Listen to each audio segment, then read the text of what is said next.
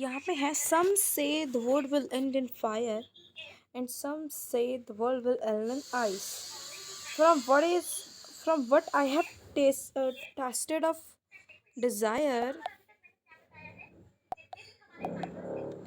I hold with those who favour fire. तो ये कह रहे हैं कि जो फायर को कर रहे हैं ना फेवर, उसके साथ मैं फेवर कर रहा हूँ। ठीक है, ये रॉबर्ट फ्रॉस्ट जी की कविता है। कटा मारो। तो क्वेश्चन देखिए, the people of the world think that the world will end in fire. तो पीपल जो हैं वो क्या सोच रहे हैं कि वर्ल्ड जो है वो किससे एंड होगा। देखो, अर्थक्वेक, साइक्लोन, इन चीज़ों जैसे यहाँ पर बातें नहीं हो रही है, फायर और आइस की बात हो रही है। ठीक है, what enough to destroy the world. World को डिस्ट्रॉय करने के लिए हेट्रेड, जो हम हेट करते हैं ना एक दूसरे को, वो बहुत है to destroy the world. Next है the poet's opinion is that the world will end in. Poet का ओपिनियन क्या है कि जो वर्ल्ड जो है वो फायर से करेगा एंड। यहाँ पे उन्होंने बोला ना कि I stand with those who favour fire. तो वहाँ पे find the word from the passage which means same as endless greed. Endless greed मतलब कि ख़त्म होने वाली लालचपन। तो वो डिज़ायर है, डिस्ट्रक्शन नहीं है, पैरिश नहीं है।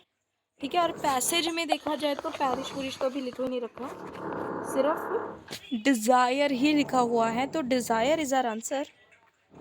अब नेक्स्ट देखिए, कंपेयर एंड कंट्रास्ट व्हाट एने फ्रॉम द पोएम एने ग्रॉजरी।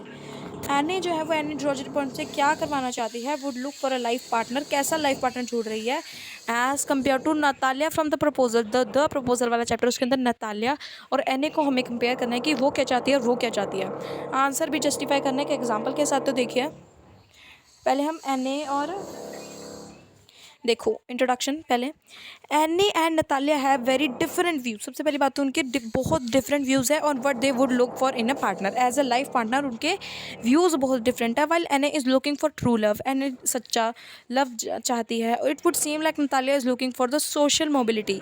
नतालिया जो है वो सोशल मोबिलिटी और सिक्योरिटी चाहती है। ठीक है, इट डजेंट अफेक्ट। एने की बात करें, Anne would look for a life partner who is sincere हो एंड नॉट सुपरफिशियल हो। और would Anne would colour her hair such that she could find someone to love her for to who he would rather than how she look. कि we can say that any one love her for their inner quality, not of their outer quality, not of their physical appearance. ठीक है, but वहीं पे Natalia जो है does not seems to truly love और feel affection for Lomov. ठीक है, seems to continue, she was constantly arguing with Lomov and after some time he was ready to agrees to marry him.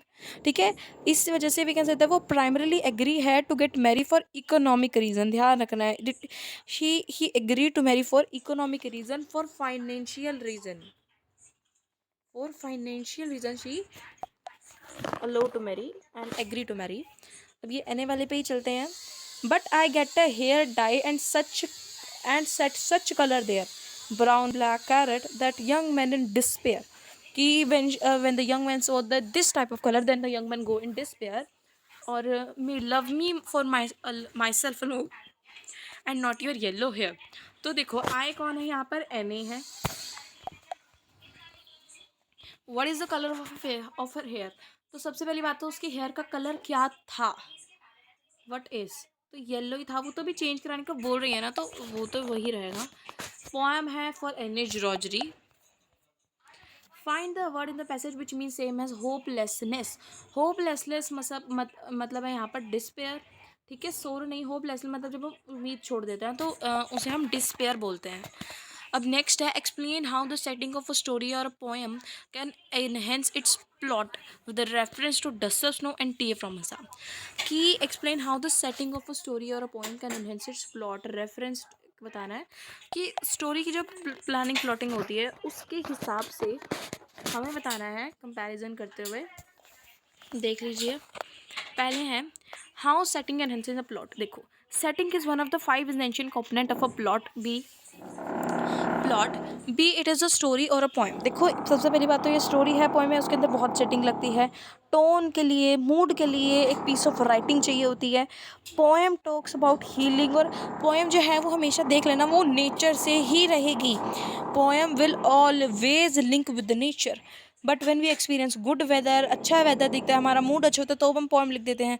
अगर हमारा mood गंदा होता है कुछ, तब भी पोएम लिख देते हैं। रिलैक्स्ड स्टेट में होता है तभी पोएम लिखते हैं।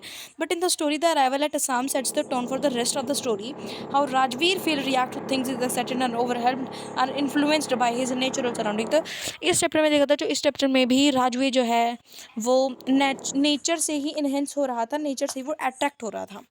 डस्ट ऑफ स्नो में देखिए, सबसे पहली बात तो जो क्रो जो है वो एक्सीडेंटली स्प्रिंकल्स कर देता है, एक्सीडेंटली, नॉट फ्रॉम ज़बरदस्ती, मतलब ठीक है।